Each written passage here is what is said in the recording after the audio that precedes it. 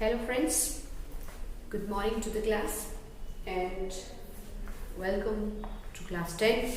Today we are going to learn our poem from the book First Flight, and the poem is number 6, Amanda, जिसका नाम है Amanda, which is written by Robin Klein. So here Amanda, it's a name of girl, एक ऐसी लड़की who enters at the age of teen. जब बच्चे इस as में आते हैं तब उसका स्वभाव कैसा हो जाता है, राइट? एंड जब उसके पेरेंट्स उसे कुछ भी बोलते हैं तो हाउ दे फील, उन्हें क्या लगता है, that we will see in this poem Amanda. Amanda भी एक ऐसी लड़की है who enter at the age of teen, and जब उसकी मदर उसे कुछ भी सुझाव देती है या कुछ समझाती है, each and every parents wants के उसके जो बच्चे हैं वो अच्छे मैनर्स सीखे. सो लाइक दैट उसकी मदर भी यही चाहती है कि अमांडा है जो अपनी बैड हैबिट्स को छोड़ के अच्छी हैबिट्स उसके अंदर भी आ जाए और अपने काम को खुद सीखे. तो इस एज में बच्चों को क्या लगता है, जनरली दे फील कि कोई हमें समझ ही नहीं पाता है, they want freedom.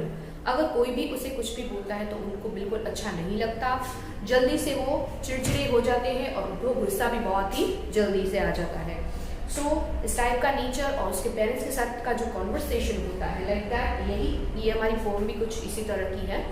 So let's start the poem Amanda. Before we start the poem, यहाँ पर पोएम के बारे में छोटा सा डिस्क्रिप्शन दिया गया है, that we will first read it. Every child feels that she or he is controlled and instructed not to do one thing or another. You too may feel that your freedom is curtailed. Write down some of the things you want to do, but your parents or elders do not allow you to. To read the poem aloud, 4 pairs, each reading alternative stanzas, you're in for a surprise. तो यहाँ पर poem के सबसे पहले जो before we start the poem, यहाँ पर जो डिस्क्रिप्शन छोटा सा है इसमें भी यही कहा है, सेम चीज लिखी हुई है कि कुछ ऐसे काम जो आप करना चाहते हो बट आपके एल्डर्स जो है वो आपको उस काम करने से रोक रहे हैं, right? So we start the poem. Don't bite your nails Amanda, don't hunch your shoulders Amanda, stop that slouching and sit up straight Amanda.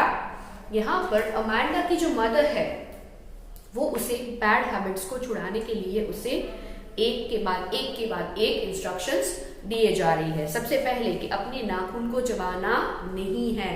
Don't hunch your shoulders. Hunch का मतलब होता है हमारे बॉडी का जो अपर पार्ट हो उसे झुका के बैठना, लाइक दैट, ठीक है?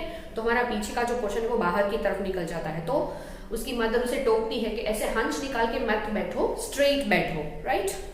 अब अमांडा का रिएक्शन क्या है उसकी मदर के लिए, ये हम देखेंगे सेकेंड स्टैंजा में.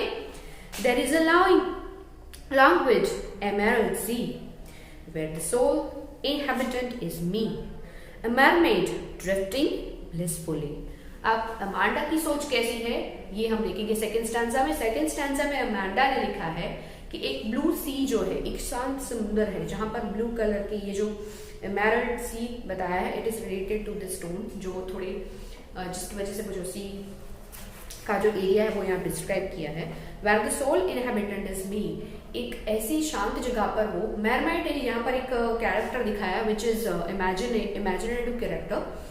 मैरमाइड इज कैरेक्टर जिसका अपर पार्ट जो बॉडी का है वो एक वुमेन का है और नीचे का पोर्ट है जो एक पार्ट है वो फिश का है. So that is imaginative creature जो सी में रहता है. तो अमांडा की भी ऐसी ही विश है, वो भी ऐसे ही सोच रही है कि लाइक अ मैरमेड वो भी सी के पास जो ब्लिसफुल वाटर, यानी कि यहाँ पर एक ऐसा पानी का जो बहाव है, शांत बहाव, वहां पर वो अकेली शांति से बैठना चाहती है, उसे शांति पसंद है. यानी कि एक तरह से देखा जाए तो ऐसी फ्रीडम जहां पर उसके कोई रोक टोक करने वाला नहीं है, ठीक है? Next answer. Do you finish your homework Amanda, did you tidy your room Amanda, I thought I told you to clean your shoes, Amanda. फिर से उसकी मदर उसे बताती है कि अमांडा, क्या तुमने अपना होमवर्क फिनिश किया? क्या तुमने अपना रूम ठीक किया? मुझे याद है कि मैंने तुम्हें बताया था कि तुम्हें तुम्हारे शूज क्लीन करने हैं. अब फिर से अमांडा का reaction. I'm an orphan roaming the street. I pattern soft dust with my hushed bare feet. The silence is golden, the freedom is sweet. यहाँ पर अमांडा क्या सोच रही है, वो बैठे बैठे अपनी पैरों को हिलाते हुए अलग अलग पैटर्न बना रही है, ठीक है। और उसे लग रहा है I am N orphan and roaming in the street. Orphan means ऐसा बच्चा जिसके पेरेंट्स की या तो डेथ हो चुकी है या फिर उसके पेरेंट्स कहीं चले गए। मीन्स जो भी चाइल्ड है वो अपने पेरेंट्स के बिना रहता है, दैट इज कॉल्ड ऑर्फन। तो उसे फील हो रहा है कि इससे तो अच्छा है ऑर्फन होना, कि उसके पेरेंट्स ही ना हो कि उसके ऊपर कोई रोक टोक करे, उसे बार बार किसी चीजों के बारे में बोलते रहे। आई पैटर्न सो डस्ट, तो अब उसके I pattern of dust with my hushed, यहाँ पर उसने अपने पैरों में कुछ भी नहीं पहना है और बैठे बैठे वो अपने पैरों को हिलाते हुए अलग अलग पैटर्न्स बना रही है।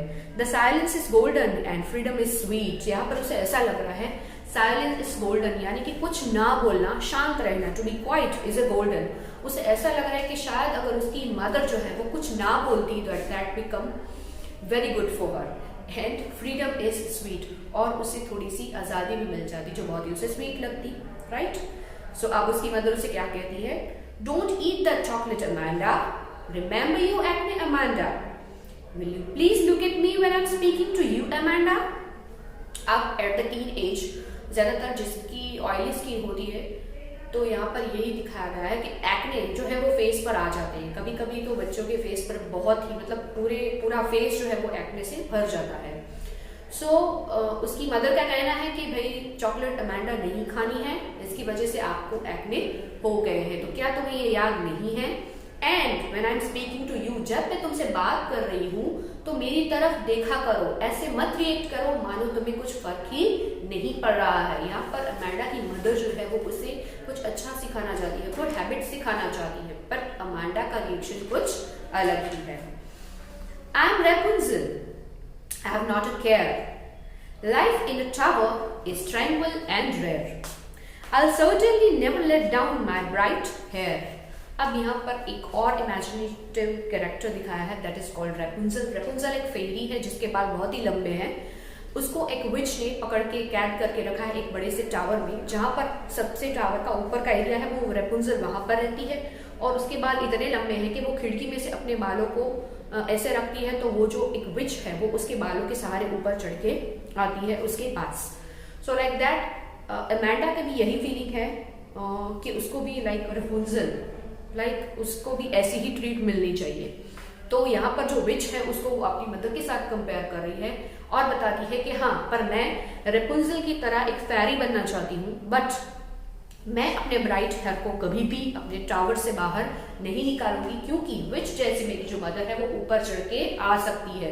सो शी डोंट केयर, मुझे किसी की परवाह नहीं है, मैं अपने बालों को बाहर नहीं, अपने ब्राइट हेयर जो है उसको मैं बाहर नहीं गिराऊंगी। सो शी वॉन्ट्स ऑल्सो कि उसको रेपुंजल की तरह ट्रीट भी मिले, एंड अपनी मदर को वो यहाँ पर विच के साथ कंपेयर कर रही है। At the last stanza, stop that sulking at once, Amanda. You're always so moody, Amanda. Anyone would think that I nagged at you, Amanda. यहाँ पर उसकी मदर उसे बताती है कि ऐसे यहाँ पर वर्ड यूज किया है, stop that sulking at once. Sulking at once means sad हो जाना, निराश हो जाना, right. And you're always so moody, Amanda, तुम बहुत ही मूडी हो, मतलब वो बात बात पे उसका मूड बदलता रहता है, और तुम्हें देख के क्या लगेगा, ऐसे सैड होने की, छोटी छोटी बातों पे सैड होने की जरूरत नहीं है, क्योंकि सबको क्या लगेगा, देखने वाले को यही लगेगा कि मैं तुम्हें नैग कर रही हूँ, I don't want to scold you, right. उसकी मदर का यही एक आशय है सिखाने का कि as a parents, each and every mother और पेरेंट्स व्हाटएवर, ये वही चाहते हैं कि अपने बच्चे में वो कुछ अच्छे संस्कार और अच्छी आदतों का अच्छी आदतें उन्हें सिखाएं। पर बच्चे इस एज में यही सीखते हैं, जब भी उसे टोका जाता है या फिर कुछ समझाया जाता है तो उनके दिमाग में ये बात नहीं बैठती कि पेरेंट्स जो है वो उनको अच्छी आदतें सिखाना चाहते हैं, ना कि उन्हें डांटना या फिर उसे स्कॉल्ड करने का उनका इरादा नहीं होता है। पर उनको सिर्फ यही लगता है कि हमें बार बार किसी बात पर टोका जाता है, हमारी फ्रीडम हमसे छीन ली गई है, या फिर कोई हमें समझने वाला नहीं है। सो लाइक दैट अमांडा भी ऐसी ही गर्ल है, एंड आई थिंक आप सबके साथ ही ऐसा हो चुका होगा कि ईच एंड एवरी टाइम आपने ये फील किया होगा कि आपके पेरेंट्स आपको जब भी कुछ बोलते हैं यू फील कि वो आपको डांटते रहते हैं बार बार, पर एक्चुअल में ऐसा नहीं होता है। कोई भी पेरेंट्स है वो अपने बच्चों का दुश्मन नहीं होता है। दे वांट्स कि हमारे बच्चे हमेशा आगे बढ़े, और आगे बढ़ने के लिए सबसे पहले अपनी लाइफ में गुड मैनर्स और डिसिप्लिन का होना बहुत ज़रूरी है। सो वो भी यही चाहते हैं, पर यहाँ पर अमांडा जैसे जो बच्चे हैं उनकी सोच थोड़ी सी इसको लेकर अलग हो जाती है और उनका रिएक्शंस भी बड़ा बदल जाता है। So that we will see in the poem. And जो पोएट है हमारे वो भी यहाँ पर यही समझाना चाहते हैं। So here we are at our poem number 6, Amanda. I hope you understand the poem very well.